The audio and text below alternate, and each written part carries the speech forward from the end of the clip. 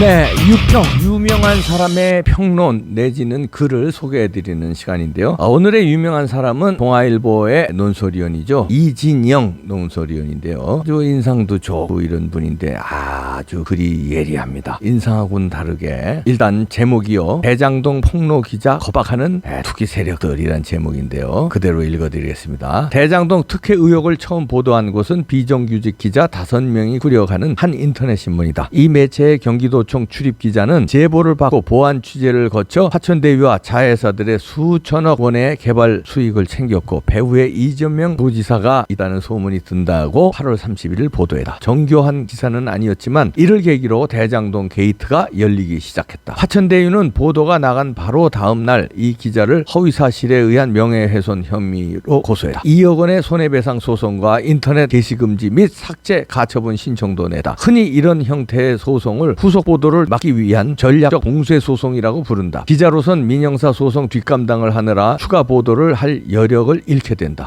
더불어민주당이 염원하는 언론법 체제에선 대장동 같은 거물급 비리 의혹은 더욱 캐기 어렵다. 우선 징벌적 손해배상제가 적용돼 기자가 패소할 경우 물어야 하는 배상액은 몇 배로 뛴다. 1억 원으로 1200억 원을 벌어들이는 능력자들은 저도 그만이지만 회사에서 받는 급여로만 생활하는 기자라면 위축될 수밖에 없다. 고위공직자는 징벌적 손해 청구를 못하도록 금지 규정을 두어도 이번처럼 화천대유가 대신 이재명 후보는 관련이 없다는 소송을 내면 된다. 대장동 의혹을 처음 보도한 매체는 네이버 뉴스 메뉴에 없다. 화천대유가 기사 열람 차단 청구권을 행사하면 가뜩이나 널리 읽히기 힘든 지역 인터넷 신문의 보도는 아예 묻혀버릴 수 있다. 지방 토호들의 비리는 현지 사정에 밝은 지역 언론이 먼저 포착하는 경우가 많은데 여당의 언론법은 이렇게 부패한 토호들에게 주류 언론의 추적 보도를 막는 든든한 방패가 되는 것이다. 대장동 의혹은 단군 이래 최대 모범적 공익사업에 참여한 민간업체가 어떻게 지분 투자로 3억 5천만 원을 내고 배당금 4,040억 원과 분양사업이 3천억 원의 돈벼락을 맞을 수 있느냐는 것이다. 사업 설계와 인허가 서류를 공개하면 풀릴 의문이다. 민간 건설업체가 참여한 아파트의 공사 원가를 공개하고 수술실 폐쇄호로 CCTV도 경기도 의료원에 가장 먼저 설치한 투명 행정의 달인이 왜 온 국민이 궁금해하는 공공사업 자료는 감추는가? 검찰 공수처 국가수사본부가 늑장 수사를 이름값도 못하는 동안 게이트가 닫히지 않도록 뛰어다니는 이는 계좌 추적권도 압수수색 권한도 없는 기자들이다. 대장동 사람들엔 기자들도 포함되어 있다는 사실에 참담함을 공유한 채 대장동 일대 등기부등본을 떼고 관련 인물들을 찾아다니고 각종 심사 보고서를 뒤져가며 사건의 전모를 드러내줄 퍼즐 조각을 찾고 있다. 고위험 고수익이라던 대장동 개발이 실은 땅 짓고 헤엄치기였고 국민의힘 인사도 연루돼 있으며 대장동 사건은 부동산 게이트이자 권순일 전 대법관과 박영수 전 특검까지 만수산 드렁치기로 얽힌 법조 게이트라는 사실이 이렇게 해서 밝혀졌다. 이쯤에서 묻고 싶다. 왜 여당은 대장동이 게이트가 되도록 감시견 노릇 않고 뭐 했느냐며 언론을 질타하는 대신 함부로 짓다간 다친다는 식의 입법으로 입막음을 하려 드나. 의혹과 추측이 난무하는 공론장은 진상을 밝히려는 언론 탓인가? 감추려는 권력자들 때문인가? 국제사회까지 나서서 여당의 언론법에 반대하는 데는 그만한 이유가 있다. 가짜뉴스 없는 세상을 진심으로 바란다면 공적 관심사에 책임있는 자들이 자료를 충분히 공개하고 설명할 의무를 다하도록 강제하는 방법부터 고민해야 한다. 이렇게 글을 맺는데요. 이진영 동아일보 논설위원 아주 인상처럼 차분한 듯한데 인상과는 달리 굉장히 아주 날카롭게 얘기하고 있는데요. 이게 이분 말대로 이번에 이게 터진 게 지방 매체에서 터진 건데 여기 그냥 내다 고소를 하면요. 그래도 서울 그 유력 매체들은 이런 거 고소해봐야 이제 회사 차원에서 그걸 좀 막아줘요.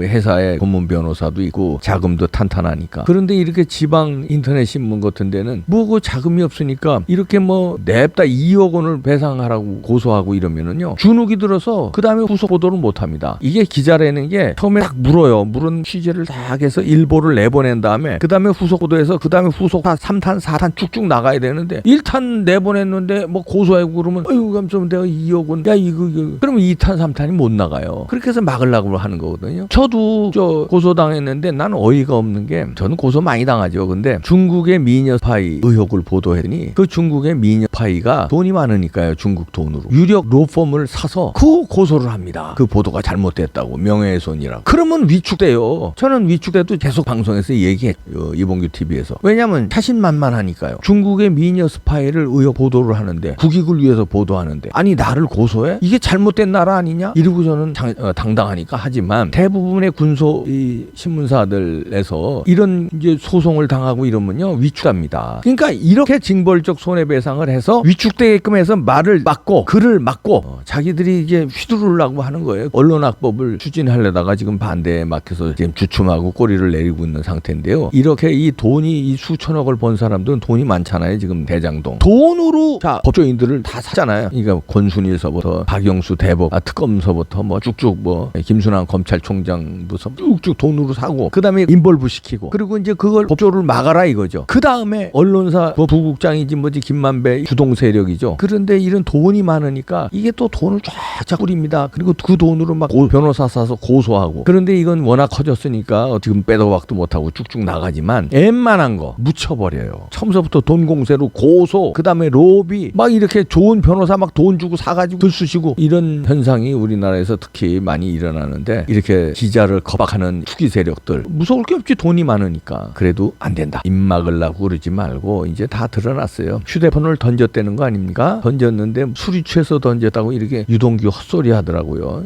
이런 놈들이 이게 왜 던졌겠습니까? 이거 휴대폰 찾아야 돼요. 왜냐하면 휴대폰 못 찾으면요 검찰이 이거 동조하는 겁니다. 압수수색하면서 휴대폰을 창문으로 던지는데 그걸 내비두고 던졌으면 그걸 찾아야지, 못 찾았다고? 이건 뭐 짜고 치는 고스톱이에요? 뭐예요? 놀아나는 거야? 야, 이거 안 돼요. 이건 검찰이 명운을 걸고 이 휴대폰 찾아야 돼요. 만약에 못 찾으면 검찰이 공모범으로 몰릴 수 있습니다. 의혹을 받습니다. 예, 국민들한테. 왜냐면 아니 압수수색을 그렇게 엉성하게 해? 엉성하게 했으면 뒤에라도 찾아야지. 못 찾아? 증거 인멸하라고 길을 터주는 거냐? 이렇게 우리가 의심할 수 있어요. 의혹의 눈길을 보낼 수 있다니까. 이런 국민들의 의혹을 불식시키려면 찾아야 됩니다. 찾아야 돼요. 그리고 기자 여러분들 고생하시는 거 잘 알고 있고요. 잘 취재해 주시고요. 소송이나 이런 거에 거박에 주눅 들고 그러지 마세요. 그러려면 기자 뭐하라 했어. 처음부터. 그렇잖아요. 그리고 또 부탁할게. 부정선거 왜 보도 안 하냐? 보도 취재해서 올라가면 데스크에서 다 자른다고? 사장단에서 자르고. 알아요. 나도 알아. 그래도 잘릴 각오로 페이스북이라도 써야 될 거 아니야. 이거 기사 안 실어준다. 우리 회사에서 동아일보면 동아일보, 조선일보면 조선일보, 우리 회사에서 안 실어주는데 내가 이렇게 취재했는데 부정선거 맞다. 이럴 수가 있느냐? 그리고 페이스북이나 인스타그램에라도 써서 그게 알려지게 해야 될 거 아니야. 그리고 회사에서 잘리면 당신은 영웅되는 거야.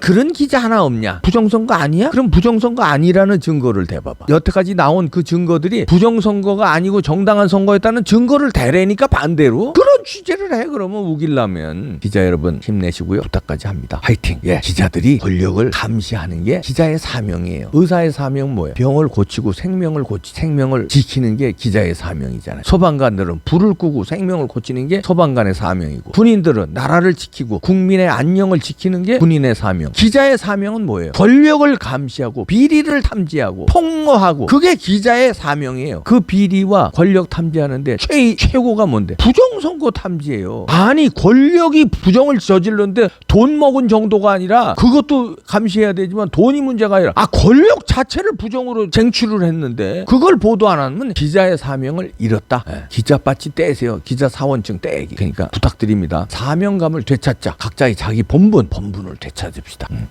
훌륭한 기자들 많은데 왜 조중동에서 한 명도 안 나오냐? 대가리 박치기 해서 하나 써. 회사에서 데스크에서 자르면 개인 페이스북이나 인스타그램에 올려버려. 영화에는 그런 거 있더구만. 왜 현실엔 그게 없냐? 대장동은 영화보다 더 헤쳐먹었는데 기자는 영화에서 나오는 훌륭한 영웅 같은 기자가 왜 없냐? 네, 나오길 기대합니다. 나오겠죠? 화이팅. 나 알아 누군지.